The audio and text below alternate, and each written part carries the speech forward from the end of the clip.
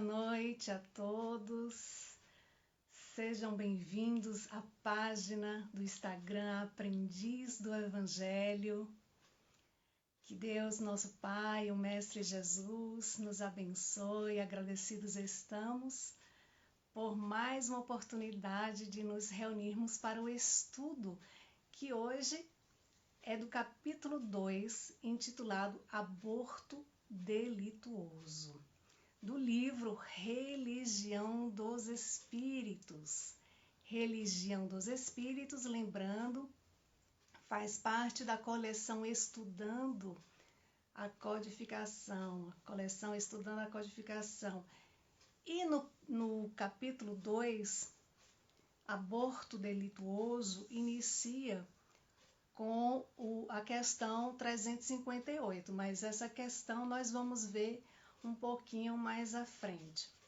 Porque Emmanuel, ele vai nos lembrar dizendo assim: comovemo-nos habitualmente diante das grandes tragédias que agitam a opinião, homicídios que convulsionam a imprensa e mobilizam largas equipes policiais, furtos espetaculares que inspiram vastas medidas de vigilância, assassínios, conflitos, ludíbrios e assaltos de todo jaz criam a guerra de nervos em toda parte. Então vejamos, o Espírito Emmanuel, ele já começa ali nos lembrando, fazendo resumo de diversos problemas, de situações difíceis, de dores, de tragédias, violências, que circulam o mundo em que habitamos.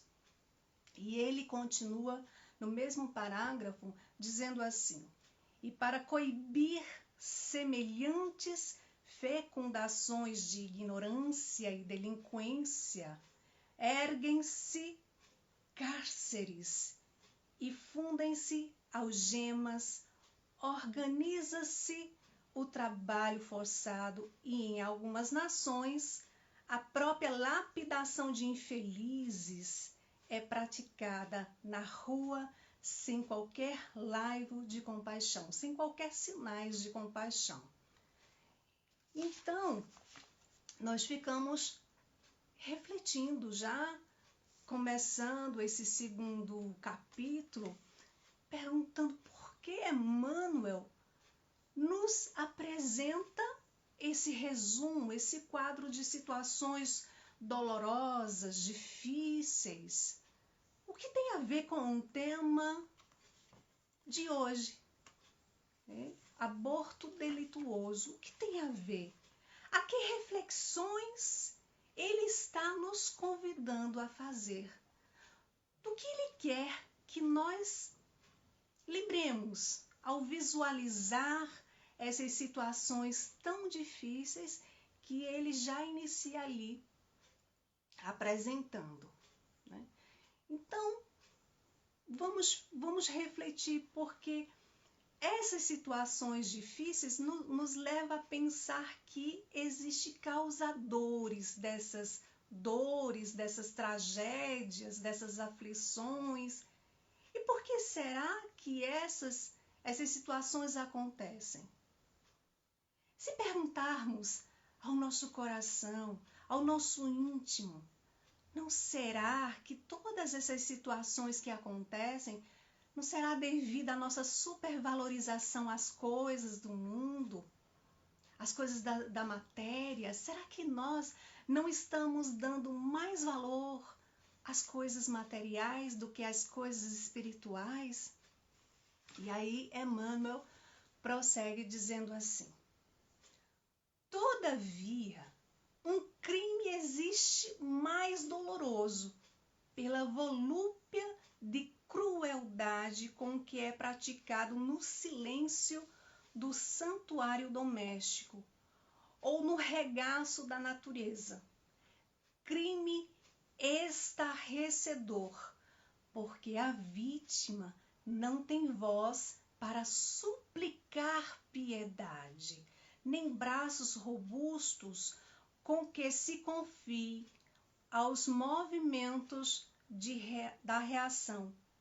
Referimos-nos, diz Emmanuel, ao aborto delituoso, em que pais inconscientes determinam a morte dos próprios filhos, asfixiando-lhes a existência antes que possam sorrir para a bênção da luz. Então, assim, meus irmãos, a doutrina espírita é preciso que lembremos que ela nos oferece todos os recursos, todos os meios para investirmos no estudo disciplinado, para ampliar o nosso entendimento, para encararmos as situações que nos cercam com um novo ponto de vista, com novas lentes. E aí vamos perceber, vamos compreender também, aliás, que a doutrina espírita nos oferece bases para construirmos raciocínios lógicos. E para entendermos a importância da construção desses raciocínios, vamos primeiro entender alguns princípios basilares do pensamento espírita, para poder aí entender por que Emmanuel afirma que o aborto é um crime mais doloroso. Por que ele afirma que é estarrecedor quando ele fala, quando ele se refere ao aborto delituoso? Porque o aborto não é indicado pelo pensamento espírita. Vamos refletir junto. Primeiro é identificar quem somos. Quem somos nós? Espíritos encarnados que estamos habitando o mundo físico. Então, no primeiro capítulo de O Livro dos Espíritos, para iniciar a construção desse raciocínio, que fala a respeito da progressão dos espíritos, é perguntado na questão 115. Dos espíritos, uns terão sido criados bons e outros maus? Essa é a pergunta. E os espíritos respondem: Deus criou todos simples, ou seja, individuais e ignorantes, isto é, sem o saber, né? Sem o conhecimento das coisas. E aí partimos já para a questão 216, a questão seguinte. Quando é perguntado, haverá espíritos que se conservam eternamente nas ordens inferiores? Ou seja, Deus nos criou simples e ignorantes, somos espíritos inferiores nas ordens e continuamos inferiores nessa ordem? E os espíritos respondem: não. Todos se tornarão perfeitos, ou seja, todos nós nos tornaremos felizes. E os espíritos respondem: mudam de ordem, mais demoradamente, porquanto eles nos lembram: um Pai justo e misericordioso não pode banir os seus filhos para sempre. E aí eles nos fazem uma pergunta dentro dessa resposta. Os espíritos nos perguntam assim: pretenderias que Deus, tão grande, tão bom, tão justo, fosse pior do que vós mesmos? Para refletirmos. Ou seja, nos mostrando que todos nós estamos em um processo. E nesse processo nós vamos aprendendo a evoluir. E aí, dependendo das escolhas que nós formos fazendo, vamos avançando mundos mais elevados. Isso mais ou menos rapidamente, a depender do esforço que estivermos fazendo para alcançar a evolução.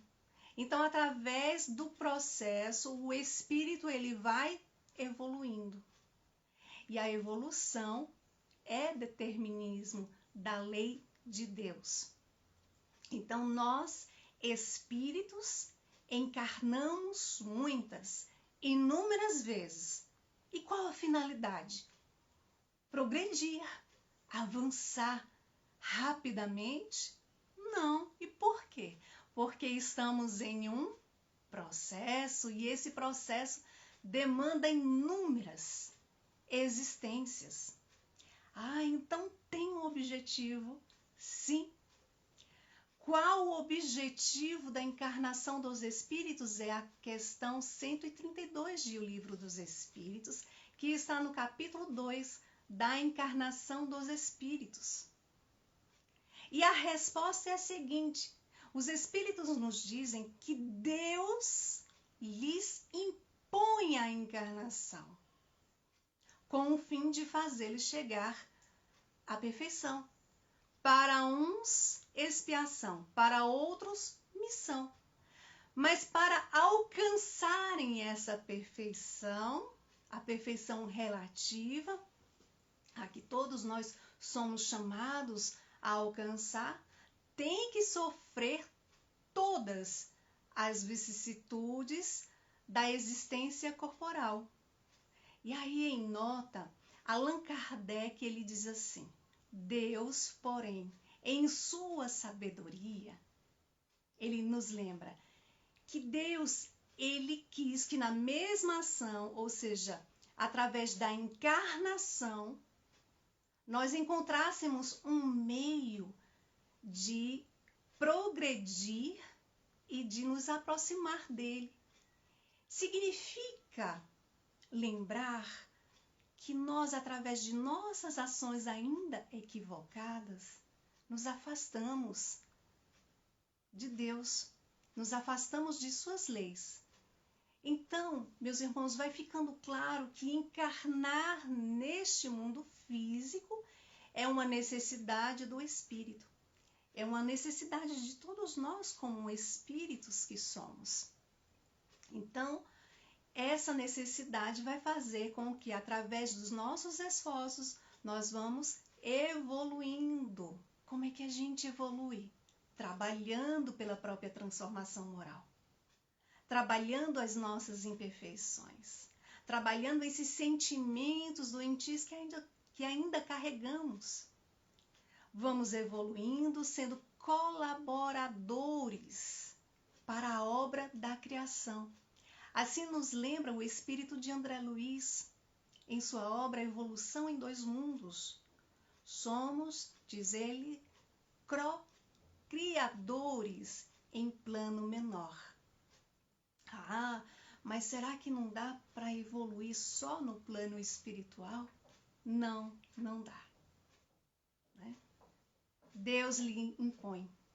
É preciso encarnar para evoluir. Como lembra o próprio título da obra de André Luiz, Evolução em Dois Mundos. Evoluímos no plano espiritual e evoluímos no plano físico. Então, evoluímos como no plano espiritual? Em conhecimento. Questão 230, que está também na segunda parte, no capítulo 6, da vida espírita. E é perguntado, na erraticidade, o espírito progride? Na erraticidade, o espírito progride? E os espíritos respondem, podem melhorar-se muito. Tais sejam a vontade e o desejo que tenham de consegui-lo. Todavia, na existência corporal, nos diz os espíritos, é que põe em prática as ideias que adquiriu. Ou seja, estar na Terra é uma oportunidade de colocar em prática o que aprendemos no plano espiritual. Evoluímos em conhecimento no plano espiritual, mas precisamos dessa escola, desse laboratório, né, de passar pelas provas, pelos testes, para avançarmos, para passarmos de ano a cada encarnação, para nos elevarmos na direção do amor de Deus. Então, essa proposta é de encarnar para nos esforçar nesse mundo físico, onde todos nós temos a necessidade de aqui estarmos. Portanto, se temos essa consciência de que, voltamos lá para o início, fomos criados simples e ignorantes. Estamos em um processo evolutivo. E se há uma interrupção, né, se proibimos que o espírito nasça aqui, estamos o quê? Tirando a oportunidade que o espírito tem de aprender, de passar pelas provas, de passar pelos testes, de evoluir. Então, é importante estarmos conscientes de que, se já fomos visitados para a realidade espiritual, se já entendemos que nós somos espíritos encarnados, somos seres espirituais que precisamos retornar à vida física, passar pela experiência reencarnatória, novamente, vamos lembrar, encarnar, né, nascer para contribuir nesse processo evolutivo é uma necessidade. E impedir que o outro nasça está tirando o direito desse espírito, essa necessidade que ele também tem de passar por essa escola. Então, onde através das novas escolhas que o espírito vai fazer, que ele possa ter a oportunidade de corrigir todo o passado de erros juntos a outros seres, contribuindo também nesse processo evolutivo. Se é tirado dele, ele é impedido de passar por esse processo que todos nós estamos passando. Percebemos então, meus irmãos, que há um raciocínio lógico, que vai sendo ali construída através dos ensinos dos espíritos. Vamos refletindo, vamos compreendendo que no espiritismo não existe a afirmação de tá certo ou tá errado, é proibido, não é proibido, porque há uma construção através de uma lógica. Passamos a ter a certeza, passamos a ter a consciência de que estar no mundo físico é uma necessidade. Então, se Deus impõe a encarnação, voltamos lá à questão 132. Deus impõe a encarnação. Se Deus impõe a encarnação, se é necessário que eu nasça nesse mundo físico, se é necessário eu estar aqui na Terra, seja qual for o mecanismo que impeça que eu nasça, que eu venha à Terra, que eu passe por essa experiência, ela é contrária à lei de Deus. O Espiritismo, ele vai aclarando a nossa mente, sem as cadeias dogmáticas. Então, vamos a outra reflexão. E qual é o único meio para nascermos? Para estarmos aqui. Como é que acontece? Qual é o mecanismo? É pela cegonha? Não é. É através da concepção, do desenvolvimento do feto. E através do desenvolvimento, o nascimento. É o único meio. Então, se há um impedimento desse espírito nascer, se há um impedimento desse direito que ele tem de passar por essa experiência, de desenvolver, de avançar, ele estamos infringindo a lei divina. Né? Estamos, porque precisamos reencarnar muitas vezes. E é importante entender isso, porque é através da reencarnação que vamos ali adquirindo o processo paulatino.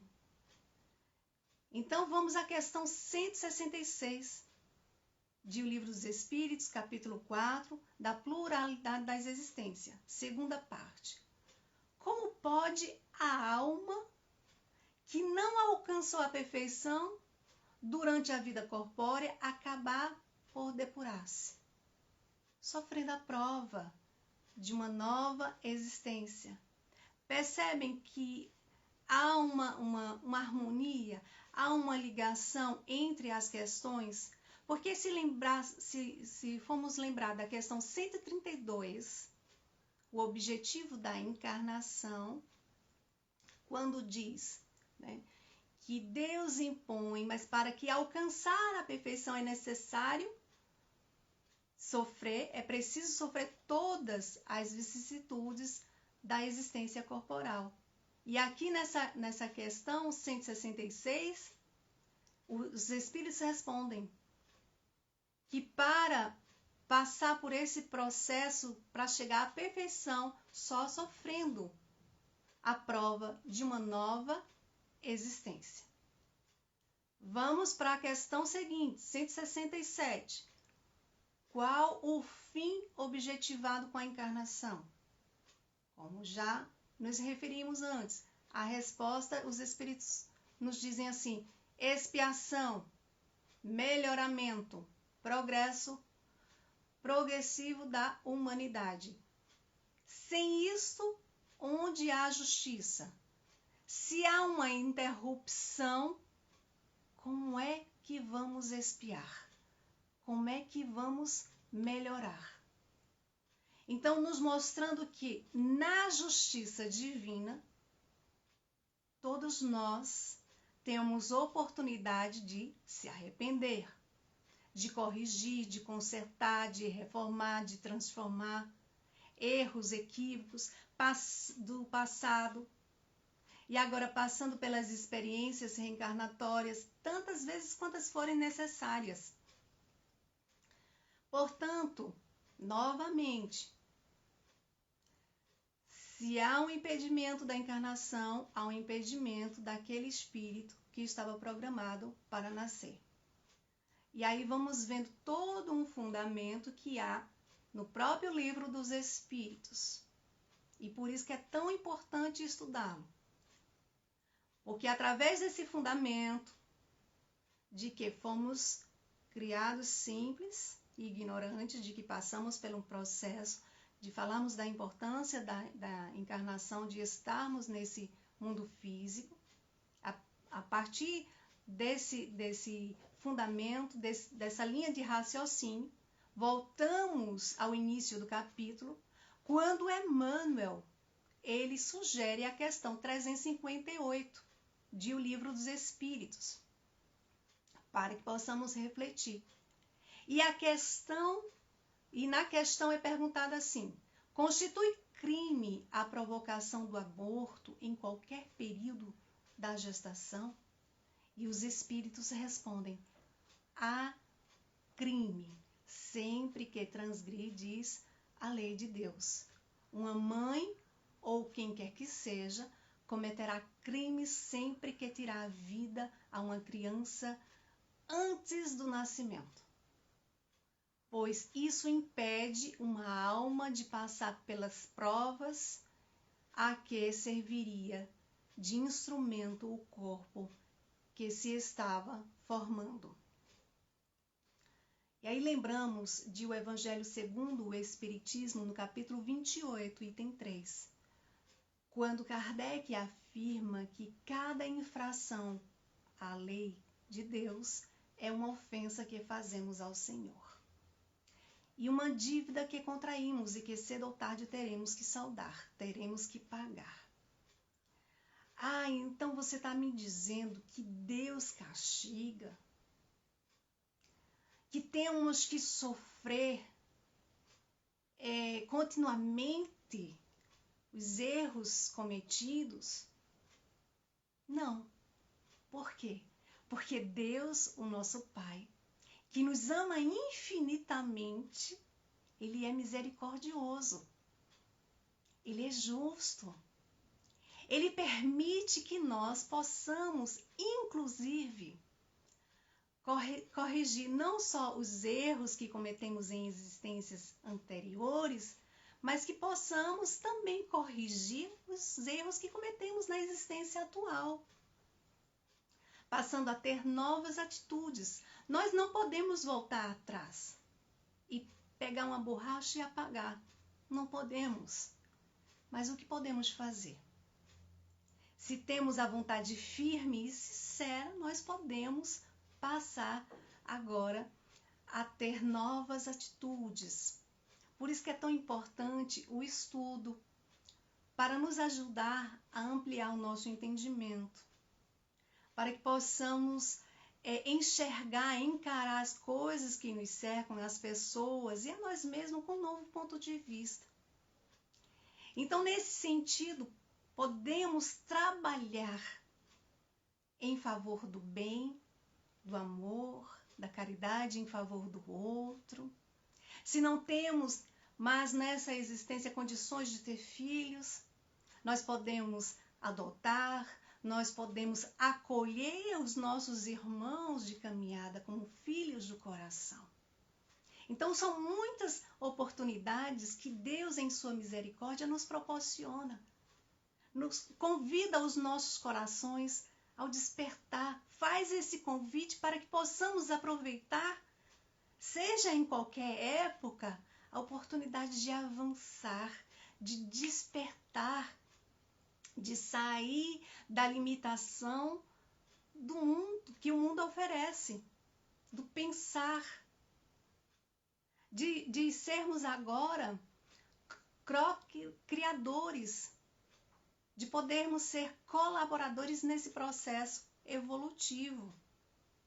Jesus, em sua época, o que foi que ele disse àqueles que estavam querendo jogar a pedra naquela mulher? Aquele que tivesse em pecado, que atire a primeira pedra. O que eles fizeram? Foram saindo um por um. O que foi que ele disse à mulher? Vás, não peque mais. Ou seja, o que fizemos, não podemos voltar atrás, mas podemos, a partir da consciência desperta, nos esforçar para avançarmos, né? Para nos melhorarmos, para corrigir, para consertar, para reformar, para transformar os sentimentos em nós. Então, Emmanuel, para concluir, ele diz assim: se homens da terra, ele dá um conselho, homens da terra, e sobretudo vós, corações maternos, chamados à exaltação do amor e da vida, abstendo-vos de semelhante ação, que vos desequilibra a alma e entenebrece, ou seja, e obscurece o caminho. Fuge do satânico propósito de sufocar os rebentos do próprio seio, porque os anjos tenros que rechaçais são mensageiros da providência, assomantes no lar em vosso próprio socorro.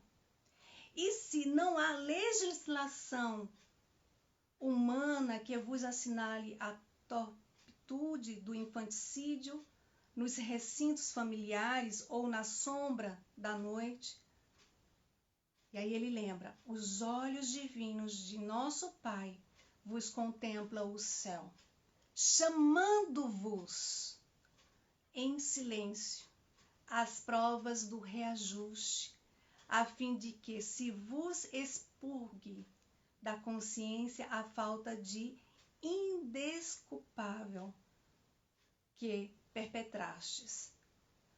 Os olhos divinos de nosso Pai vos contemplam o céu, chamando-vos em silêncio às provas do reajuste. Somos todos chamados às provas do reajuste. E aí fica claro que não há um aspecto de permitido ou de proibido. A questão não é de dizer que é certo ou que é errado, de que está a favor, de que é contra. Porque é questão de consciência, de estarmos conscientes que somos espíritos, que fomos criados simples e ignorantes. E com a misericórdia de Deus que nos criou, Ele nos oferece a oportunidade de reencarnarmos, a oportunidade de corrigirmos, a oportunidade de nascermos nessa escola de provas, de expiações, para passarmos de ano a cada encarnação, para avançarmos, para nos esforçarmos, para nos aproximarmos de suas leis, porque essa é a verdadeira felicidade. Já nos lembra os Espíritos na questão 614 de O Livro dos Espíritos. A lei de Deus é a única e verdadeira felicidade do homem, porque indica-lhe o que ele deve fazer ou deixar de fazer, e ele só é infeliz quando dela se afasta. Então, que nós possamos ser colaboradores, nos esforçar, nos permitir esse despertar de consciência, fazendo sempre a nossa parte o melhor possível, porque assim estaremos também contribuindo para corrigir os nossos erros do passado e os erros também cometidos na existência atual. Então, meus queridos irmãos, esta foi a mensagem de hoje. Quero agradecer aqui a presença de Welke, de Carla, enfim, de todos que aqui estiveram, de Cássia, gratidão imensa. O Welke colocando, importantes observações que Kardec nos traz através da luz do Evangelho de Jesus, sem dúvida alguma. E temos a certeza da importância de nos fortalecermos nos alicerces da base, na codificação, que é tão importante. O Livro dos Espíritos nos traz imensos ensinos, nos convidando a refletir, a construir raciocínios antes de qualquer julgamento. Não nos cabe julgar, mas nos cabe sim, se já temos desperto essa consciência, nos cabe nos esforçar para evoluir sempre. Que Deus abençoe a todos nós. Até a próxima terça-feira, se Deus assim permitir, que possamos ter uma noite de muita paz, de muita luz. Boa noite a todos.